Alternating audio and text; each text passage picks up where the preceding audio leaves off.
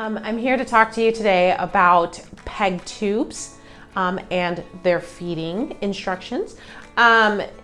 E-tubes, so the esophageal tubes, are very similar to the PEG tubes, which are the gastric tubes. And so a lot of the information that I'm giving you is also going to apply for the E-tubes, but we'll mostly be concentrating on the PEG tubes today, okay?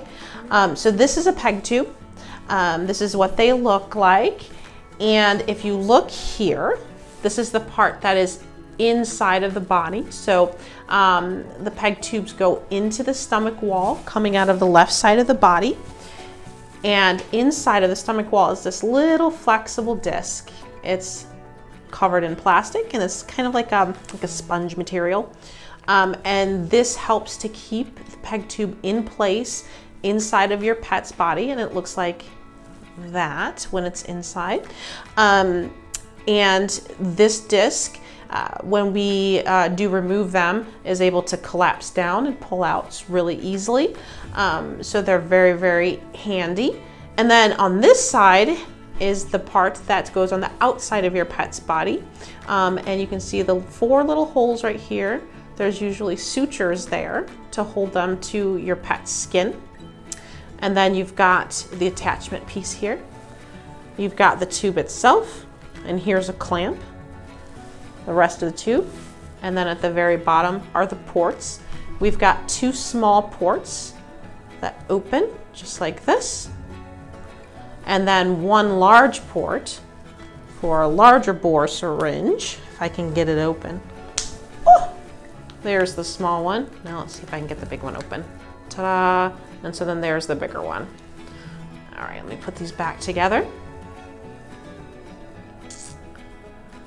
All right, so the first thing that we're going to talk about with these tubes is the food.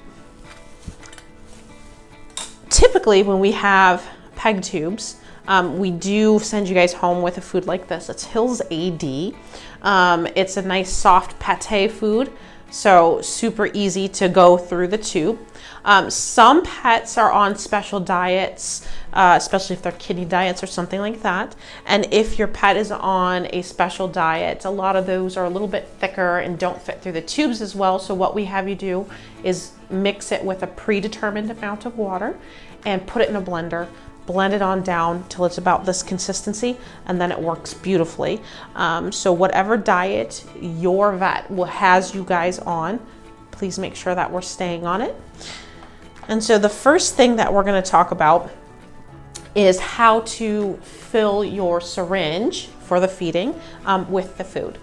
So we've got multiple different sizes of syringes and multiple different types of, here, let me see if I can get these up here. Multiple different types of the plungers. So you've got the regular lure, and so that's this little tiny one right here.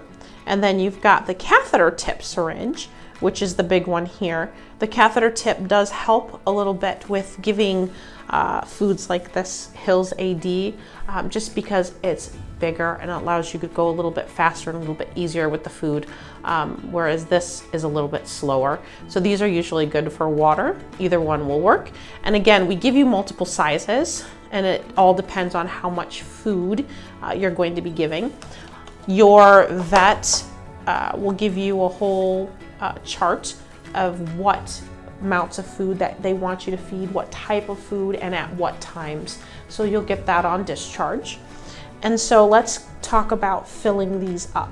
One of the things that I like to do if I've opened a brand new can, just like this, is I like to pull this plunger all the way out and push it straight down into the food. So just like this, because it kind of makes a little column in there, and then I push it down again and it pushes it all in. This trick really only works on a brand new can. So if you don't have a brand new can, you can just use here, let me get this off, a butter knife, or if you have a popsicle stick, and you can just kind of scoop it and push it in, and get all of your food in there, however much that you're supposed to give. So I'm just going to put some food in this syringe right now. There we go. And then After that, then we're gonna put our plunger in. So your plunger goes right in here. And I usually, if it's a small amount like this where I've got a lot of air, I don't worry about the tip of this. But if I've got a full syringe, I try to keep my finger close to this tip so I don't squeeze food all over the place. And so I'll just gently rock my little plunger in until it's in there. And then you can kind of see, of course, we've got all the air at the top because we're not having a full syringe. And there's little air bubbles all throughout here to try to get all of the air out and make sure that we're feeding the correct amount. I always like to tap, tap, tap, tap, tap on the table just like this until the air bubbles kind of come to the top and the food settles down. Once I do that, then I can gently push my syringe plunger all the way up until the food's ready. Okay, and I've got 25 mils in here, so that'll be easy. And then we also want to get water. And so I'm just gonna pull out of my little bucket here. I'm gonna pull the same amount that I had of the food, just for demonstration purposes. So I've got both of these. The next step is that you're going to want to get a bowl of water, and you're going to want this to be a bigger bowl to make sure that we can fit our syringes in. We'll get to that in 1 second. So go ahead and turn on your water, and you're going to want to feel your water. You want it to be a little bit warmer than lukewarm. When you guys have a discharge here, we'll go over exactly how warm we want this to be. We'll let you feel the water and get you guys used to the temperature that we want it at. But you can also check your temperature of your water with your fingers or with your wrist here, kind of like a baby bottle. You can also check the temperature of your food by touching it to your wrist. Again, just like you would with baby's food. And that'll kind of help you gauge where you're at. We want to make sure that our water that's in here is just a little warmer than lukewarm because we don't want it to, one, be cold. If it's cold going into the stomach, it's going to rapidly lower your pet's body temperature, and that's going to make them cold, make them a little shocky. We don't want to do that. We also don't want it to be too hot, because if it's too hot, it can burn the inside of the stomach and cause a whole slew of other issues. So we just want to make sure it's the right temperature, okay? So now we've got our entire bowl of our warm water, and we're going to take the syringes that we have, all full and ready to go, and we are going to put that syringe in that bowl and let that soak. You can pre-fill your water, do the same thing with the water, or you can just, when you have the warm water in there, suck up the amount that you need, and that way it's already warm. So we're gonna let this sit in our nice warm water bath for about 10 to 15 minutes to get all of our food and everything up to temperature so we can give it. Usually if I have a brand new can, like I've just opened it, I will not be as concerned about warming it up that very first time, as long as it's been sitting at room temperature inside of your house. If this has gone into the refrigerator, of course you have to refrigerate after opening and using. So if this has been sitting in the refrigerator, it's extremely important to make sure that we warm it up to temperature beforehand. Okay, so let's pretend like our feeding has been sitting in here for 10 to 15 minutes. It's nice and warm. It's at the temperature we want it. I'm going to take it out, and again, you can always check on the inside of your wrist to make sure it's where you need to be. If you don't mind for a second, I'm going to dump this water out so I can show you how to do the feeding.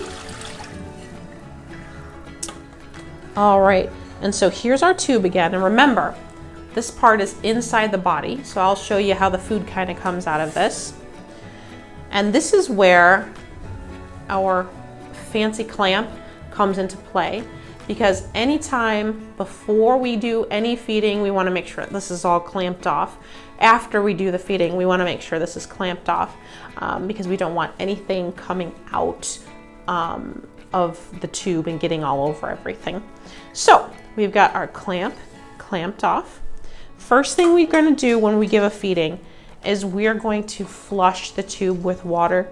And the reason that we do that is, one, to make sure that if there's anything that's, still in the tube, it gets flushed in everything's fine. The second thing that we like to do this for is to make sure that there's no clogs in our tube.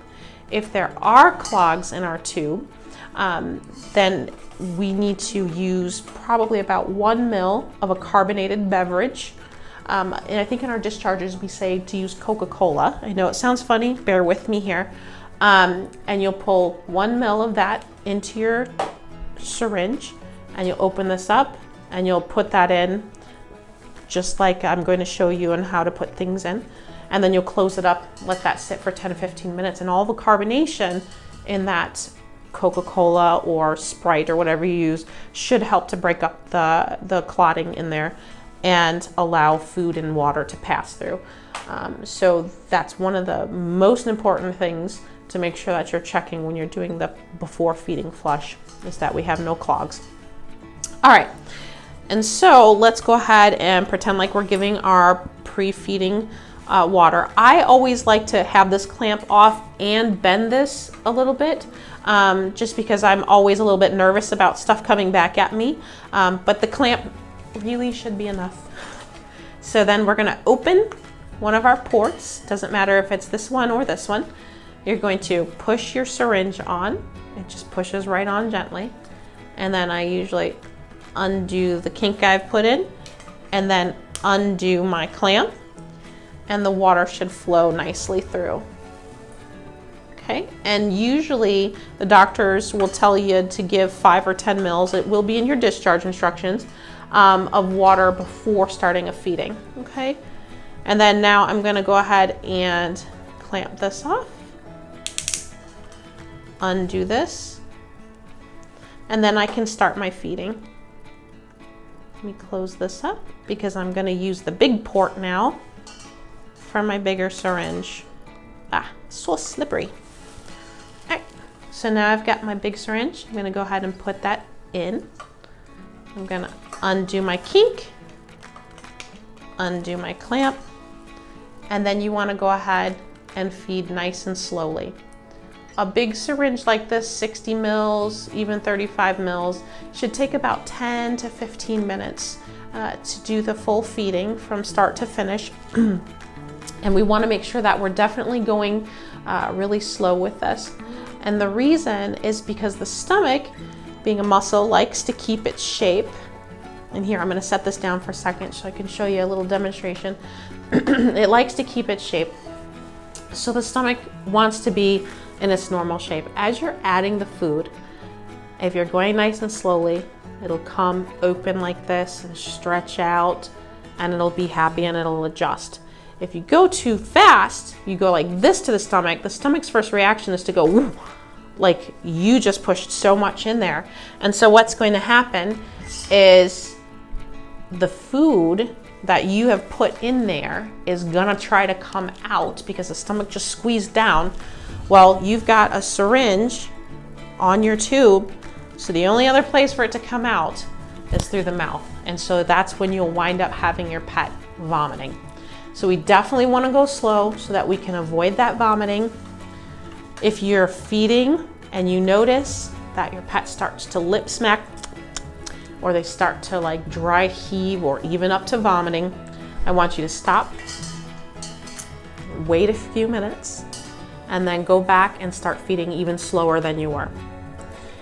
If at that point in time they continue to do any vomiting, give us a call, let us know. We'll probably, ooh, it fell off. We'll probably have you skip a feeding at that point in time, and then retry at the next feeding. Okay, so let's pretend like we've finished all of our food, we've gotten it all in. So then we want to make sure that we clamp this off again. Again, I like to, oh, it's so slippery today. I like to do this. And then I'm going to close this because this is the big one, and I'm going to open the little one. Oy vey. All right, I'm going to put this on, and then I undo my clamps. There we go. And then I'm going to go ahead and push the water through just as slowly as we were before. The only thing that I do warn people is that once all of the food that you've got in this tube goes through the other end, once it gets out the other end, the water will start to push faster because you don't have all of the like pressure from the food coming out. And let me see if I can maybe hold this up so you guys can kind of see the food coming out of it, because it's sometimes kind of cool. There. So that's what's going into the stomach. Okay, so let me squeeze this all the way through, and then I'm going to close this up so we can show you the next part. Time that you have a PEG tube discharge from our hospital, you will get this PEG tube care information sheet. We are going to also put it on our website, so please feel free to refer to this for cleaning issues.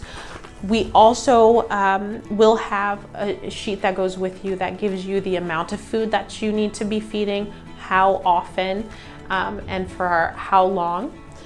There are a bunch of frequently asked questions that we also have on our discharges.